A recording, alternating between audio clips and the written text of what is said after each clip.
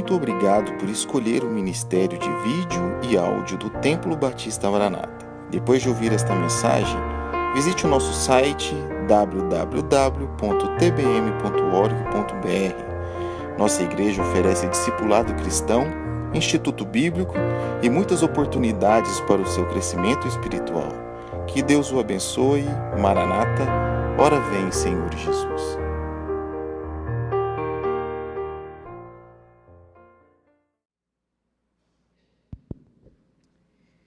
Muito bem. Eu quero pregar uma mensagem neste momento. Eu espero que ela seja um grande encorajamento para a sua vida. Quero falar sobre tentação nesta manhã. Quem aqui não é tentado, né? Em qualquer área que seja, nós todos somos tentados. Tiago, capítulo 1. Nós vamos ler dos versículos 2 até o número 12. 2 a 12, tá? Eu quero pregar no vale das tentações.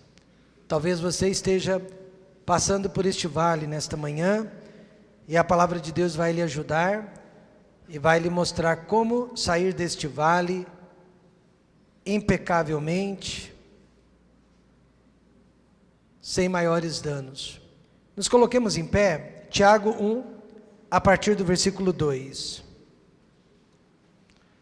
A palavra de Deus diz: meus irmãos, tende grande alegria quando enfrentardes várias tentações, sabendo que a prova da vossa fé opera a paciência.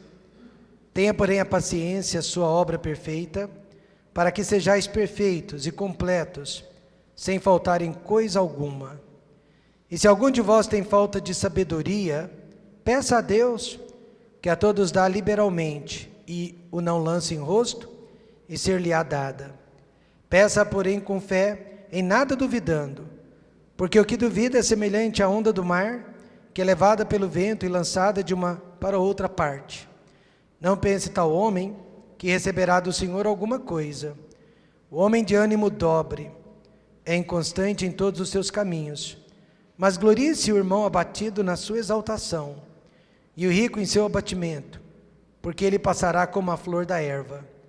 Porque sai o sol com ardor, e a erva seca, e a sua flor cai, e a formosa aparência do seu aspecto perece.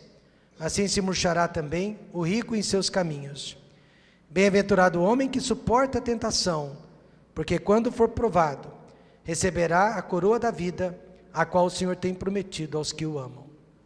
Pai querido e glorioso, nós não estamos orando que Deus impeça as tentações em nossas vidas, porque elas são importantes, elas são necessárias.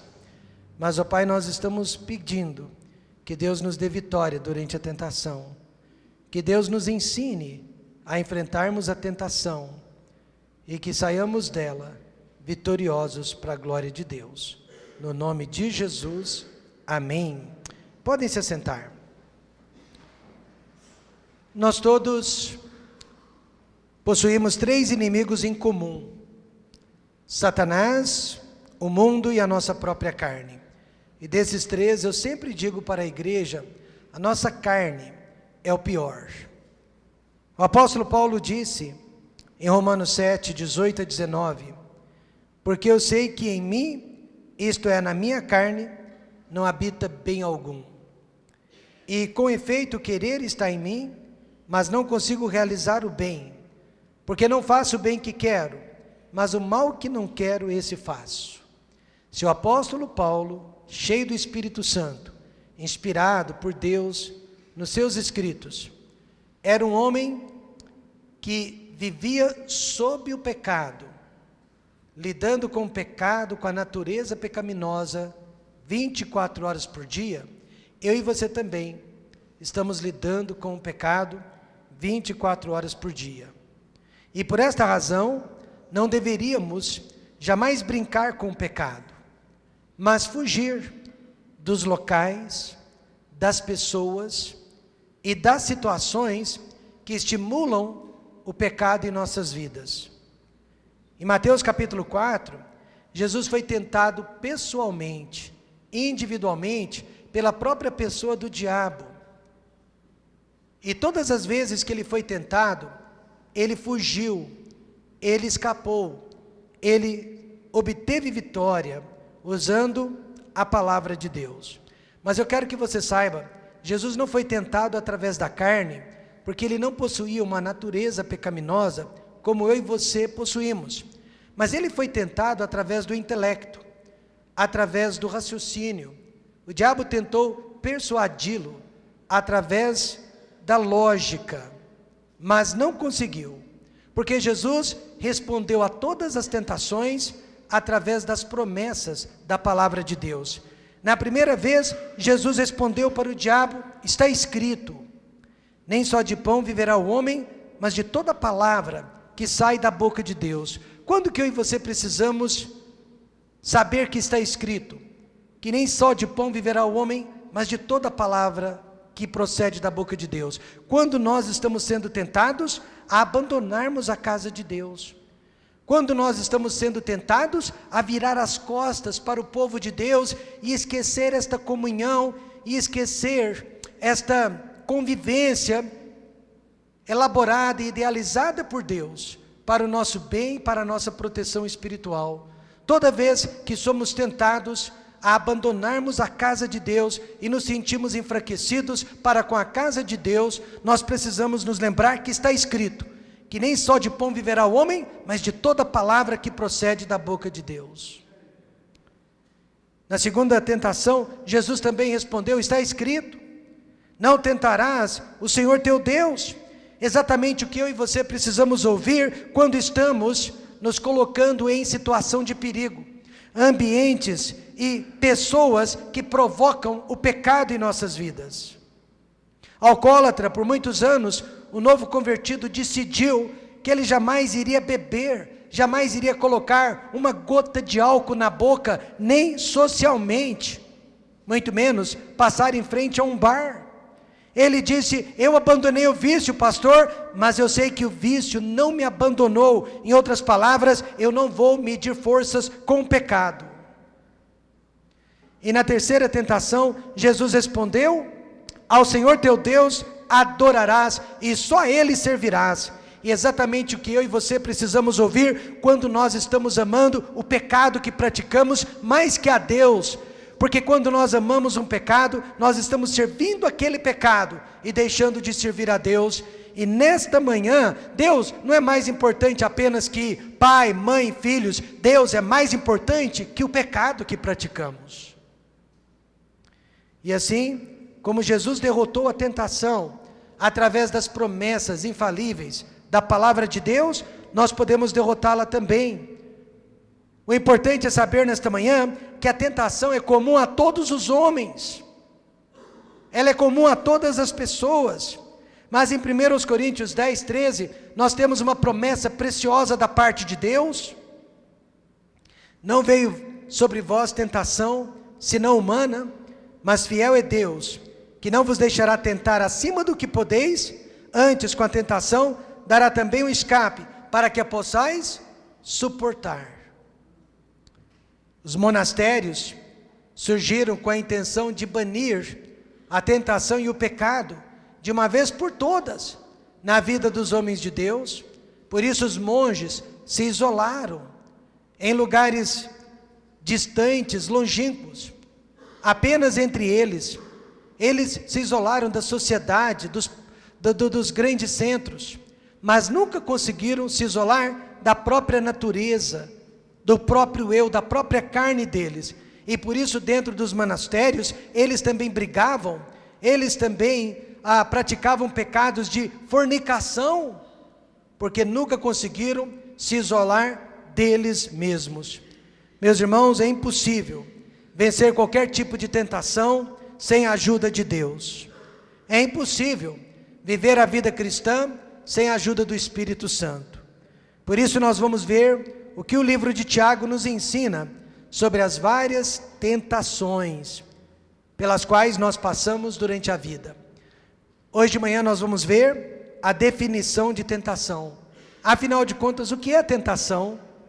a finalidade das tentações, qual que é a utilidade delas e os resultados da tentação. Primeiro, veja comigo a definição de tentação. Tiago disse, meus irmãos, ele está falando com crentes, ele está falando com salvos, membros da igreja. Tende grande gozo quando cairdes em poucas ou em várias tentações.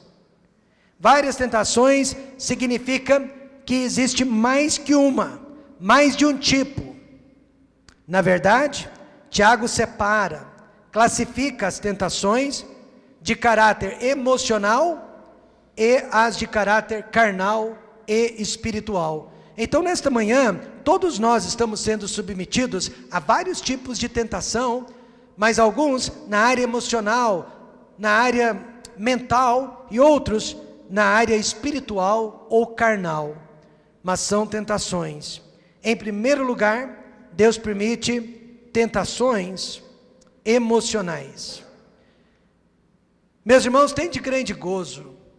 Em outras palavras, nós podemos sentir paz e até alegria em meio às provações. Pergunte para o apóstolo Paulo. Ele disse, de boa vontade, pois, me gloriarei nas minhas fraquezas, para que em mim habite o poder de Cristo. Em outras palavras, não é o meu poder, não é a minha capacidade, não é o meu conhecimento, mas é o poder de Deus através da minha vida. Porque eu sou um vaso quebrado e frágil nas mãos do oleiro. Mas por que Tiago utilizou a expressão várias tentações? Porque, meus irmãos, há vários tipos. Por exemplo, doenças ou enfermidades físicas são provações da vida, sobre nós mesmos ou sobre as pessoas que nós mais amamos. Certa vez um pastor disse, eu suporto tudo, eu suporto problemas financeiros, eu suporto problemas sociais, eu suporto problemas espirituais, mas eu não suporto doenças, nem sobre mim e nem sobre a minha família. Feito e dito. De repente a esposa dele foi levada às pressas e precisou de uma cirurgia. As crianças foram diagnosticadas com doenças crônicas para as quais há tratamento, mas não há cura. E então aquele pastor descobriu que no meio das provações ele era capaz sim de suportar por causa da graça e da misericórdia de Deus. Ele descobriu que Deus é maior que as nossas provações, amém, irmãos? E ele pode todas as coisas em Cristo que o fortalece. Pior ainda é quando nós somos provados através da morte. A morte consegue abalar a família mais bem estruturada que existe.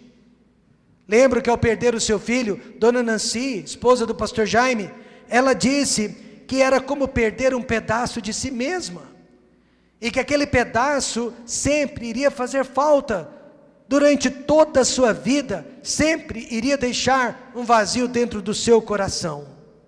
E a morte pode vir, às vezes de forma violenta, de forma rápida, às vezes demorada e sofrível, mas de qualquer forma, ela sempre abala e ela sempre deixa sofrimento para trás.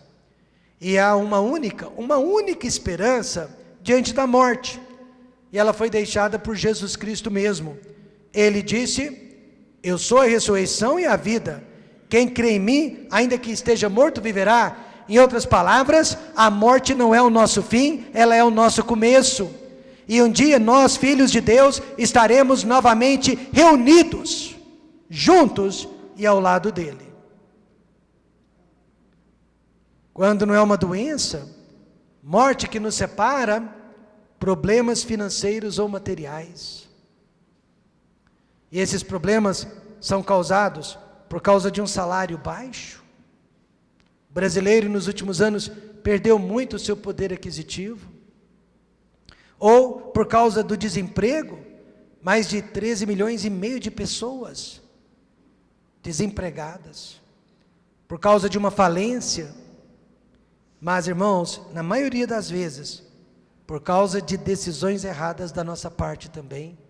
Porque não sabemos administrar o que recebemos, gastamos mais do que recebemos, e não sabemos utilizar o nosso cartão de crédito, o nosso cheque. Neste exato momento eu sei, Muitos de nós estão passando por vários tipos de provações, muitos estão sofrendo e a maioria nem sabe disso. E essas provações poderão nos aproximar de Deus. Tiago disse: quando cairdes. O que isso quer dizer? Isso quer dizer que as provações virão, queira ou não, goste ou não, aceite ou não, essas provações virão sobre as nossas vidas. Nunca me esqueço, eu estava cortando o cabelo e eu disse para o cabeleireiro, que geralmente, se nós temos um diabético na família imediata, nós temos grande chance de também desenvolver a diabetes. E naquela hora ele bateu na madeira 3 vezes, eu repreendo a diabetes. Alguns meses depois, ele não estava trabalhando, perguntei onde que ele está, e ele estava hospitalizado com a diabetes. Queira ou não queira, aceite ou não, as provações virão. Elas fazem parte da vida, elas fazem parte do dia a dia. Só podemos ficar preparados através da nossa comunhão com Deus e da nossa comunhão com o povo de Deus. Um dos momentos mais felizes da nossa vida, da vida desta igreja, também foi um dos piores momentos da minha vida. 7 anos depois, nós finalmente entramos no nosso prédio, inauguramos este prédio.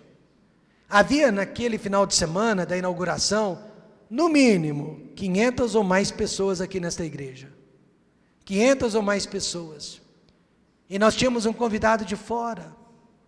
Estávamos felizes, quando de repente, eu recebo a notícia que a minha mãe havia entrado em coma, e estava entre a vida e a morte, numa UTI de hospital.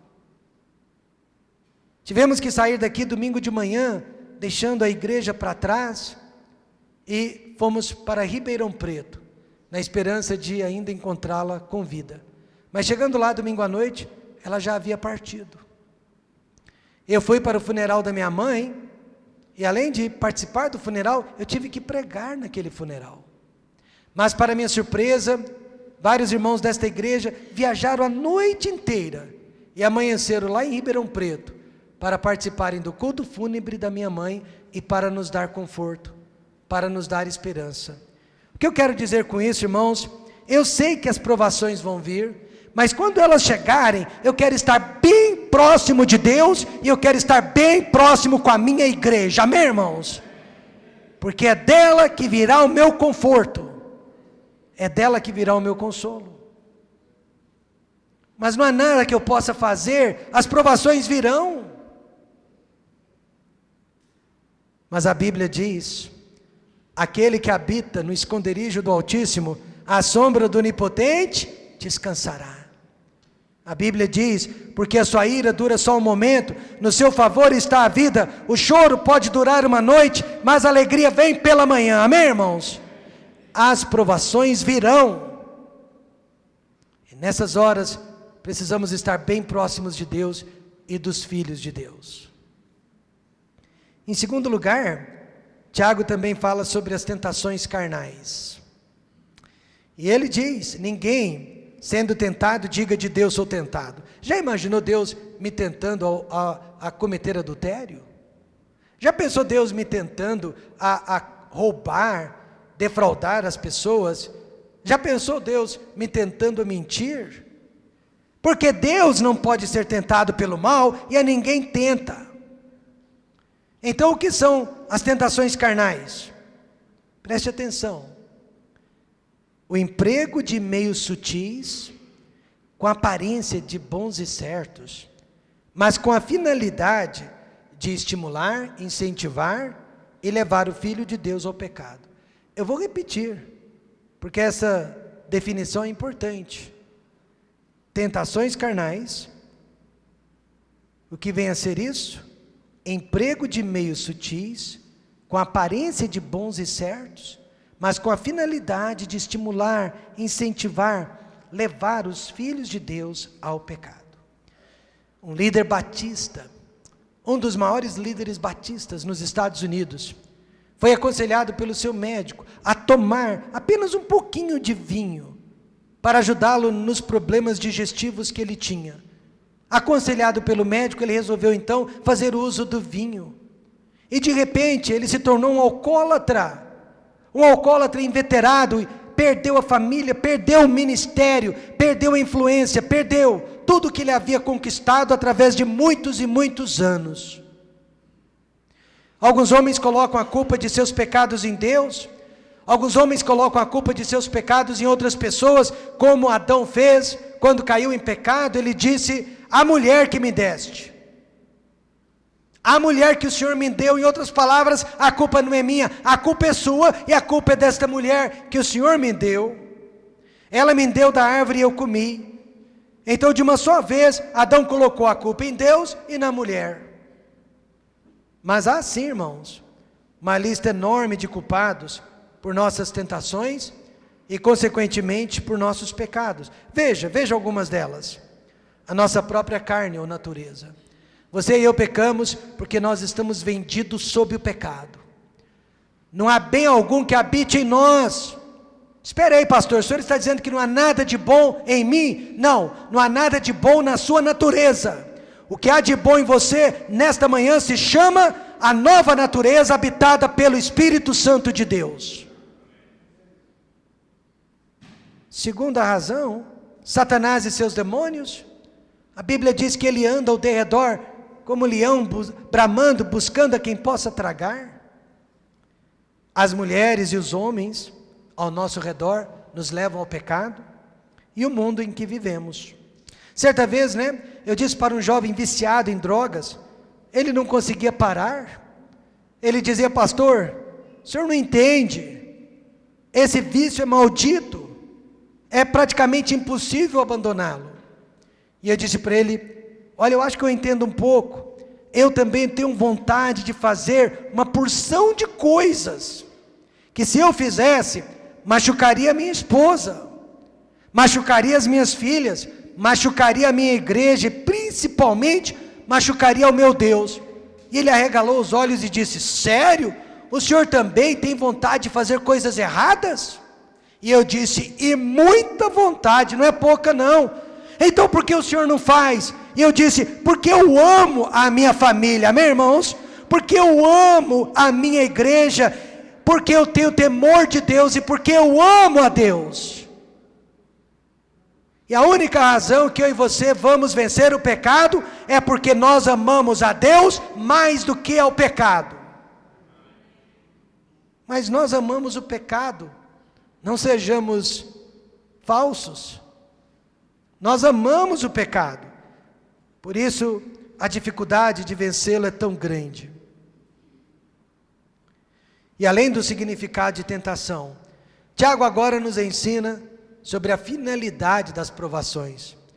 Porque ele diz no verso 2, tende grande gozo. Oh, que beleza, eu estou sendo tentado a cometer adultério. Ele diz no verso 4, para que sejais perfeitos. Agora Deus vai te conhecer. Agora Deus vai saber se você o ama ou não o ama. E o verso 12, bem-aventurado. Depois de vencer a tentação, Deus nos abençoa. Amém, irmãos? Deus não é o autor da tentação, mas Ele as permite para o nosso próprio bem, para nos amadurecer e para nos abençoar. Primeiro, para amadurecer o homem ou a mulher de Deus. Tiago disse: tenha porém a paciência, a sua obra perfeita, para que sejais perfeitos e completos, sem faltar em coisa alguma. Pastor, o que é um cristão perfeito? O que é um cristão completo? É aquela pessoa que consegue resistir e vencer as tentações e cuja fé é inabalável nas promessas da palavra de Deus. Não significa sem falhas, não significa um cristão imaculado, mas um cristão que resiste e vence. Você se lembra deste homem? Havia um homem na terra de Uz, cujo nome era Jó. Olha como ele era. Este homem era íntegro, reto, temente a Deus e desviava-se do mal. Jó não era então um homem perfeito, no sentido de sem falhas, mas ele era perfeito porque ele estava em plena progressão espiritual. Ele não parava de crescer espiritualmente. Por isso ele se destacou dentre todos os moradores que havia na terra naqueles dias. Isso se chama amadurecimento espiritual. E só ocorre através de muita experiência e de muitas provações que afetam as nossas vidas. Desagradáveis agora, né? Porque ninguém gosta de ser tentado e sofrer, mas necessárias para nos fortalecer. E essas experiências, elas podem ser usadas para o bem, como também para o mal, para nos aproximar de Deus ou para nos afastar cada vez mais dele, para nos dar mais amor ou nos tornar pessoas mais rancorosas e amarguradas. Deus também permite essas provações para abençoar o homem ou a mulher de Deus. Tiago disse: meus irmãos, tende grande gozo. Mas que paradoxo é esse? Como que eu posso ter gozo e alegria no meio do sofrimento? Como sentir este gozo? Como ser abençoado? Pensando justamente no que vem depois. Não no que está acontecendo agora, mas no que vem depois. Exatamente como diz aquele corinho: após a luta, ganho a coroa, e a recompensa é muito boa. E foi exatamente esse gozo que levou Jesus Cristo para a cruz do Calvário. Ele conseguiu olhar para além do sofrimento, para além da zombaria que ele estava sofrendo naquele dia, e para além da morte.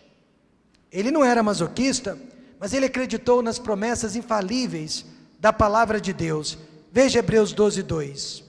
Olhando para Jesus, autor e consumador da nossa fé, o qual pelo gozo que lhe estava proposto, suportou a cruz, desprezando a afronta. No início, José do Egito também não entendeu, porque os seus irmãos foram tão maldosos, ao vendê-lo com 17 aninhos de idade, como escravo, para os ismaelitas. No início ele não entendeu, porque ele foi acusado de assédio sexual, quando ele não havia feito nada de errado, e porque ele foi mandado para uma masmorra. Ele não entendeu porque os seus dois amigos, o padeiro e o copeiro Mor, saíram da masmorra, mas se esqueceram dele. Mas com 30 anos de idade, 13 anos depois, ele compreendeu tudo. Deus estava usando aquele sofrimento, aquela provação, para transformá-lo no Salvador de Israel e no Salvador do mundo. Ele, José, se tornou uma pessoa mais humilde. Ele, José, se tornou uma pessoa mais paciente, mais generosa e mais fervorosa do que ele era antes. Deus permite então provações para abençoar o homem e a mulher de Deus. O significado, a finalidade e, em terceiro e último lugar, os resultados da tentação. Dois tipos de resultados: um em relação a quem cede e cai na tentação, e o outro em relação a quem resiste e vence. Primeiro, a tentação, irmãos, pode gerar o pecado e a morte.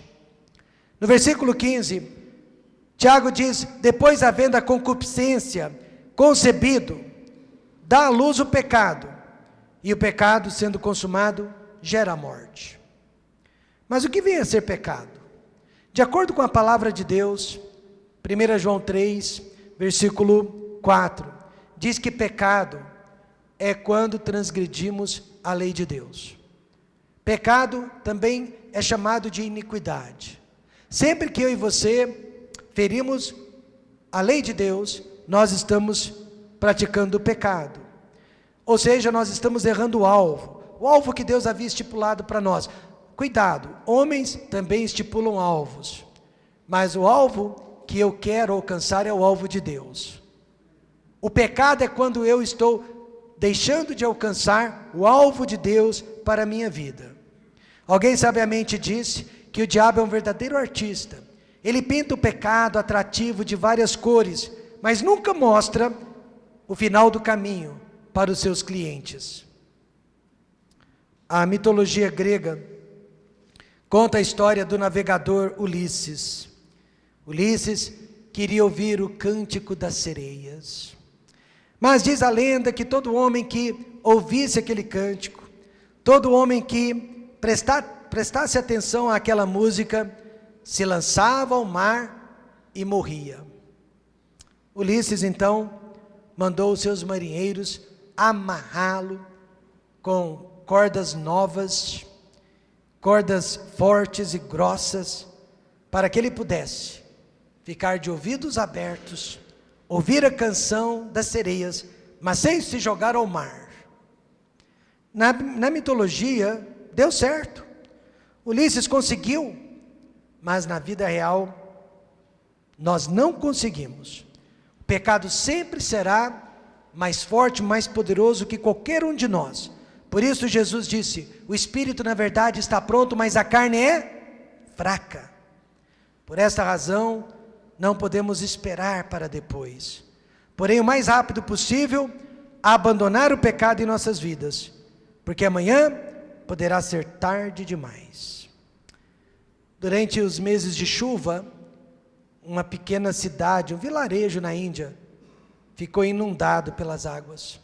E os moradores daquele vilarejo tiveram que fugir das águas, procurando o pico mais alto de uma montanha. E a água vinha atrás deles.